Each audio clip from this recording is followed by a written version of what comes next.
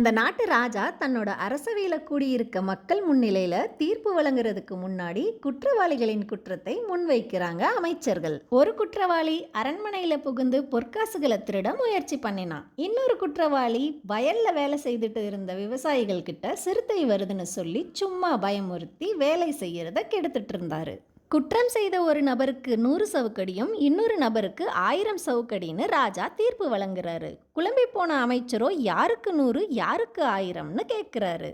பொற்காசுகள் திருட முயற்சி பண்ணினவனுக்கு 100 சவுக்கடியும் விவசாயிகளின் நேரத்தை வீணடித்தவனுக்கு 1000 சவுக்கடின்னு சொல்லி அதுக்கான விளக்கத்தையும் கொடுக்கிறாரு ராஜா. பொற்காசுகள் திருடு போனா திரும்ப பெற முடியும், ஆனா மற்றவங்க நேரத்தை வீணடிக்கிறவங்களுக்கு தான் கடுமையான தண்டனை வழங்கணும்னு ராஜா சொல்றாரு. ஒரு தடவை காலம் போச்சுன்னா அதை யார் நினைச்சாலும் திரும்ப பெற முடியாது.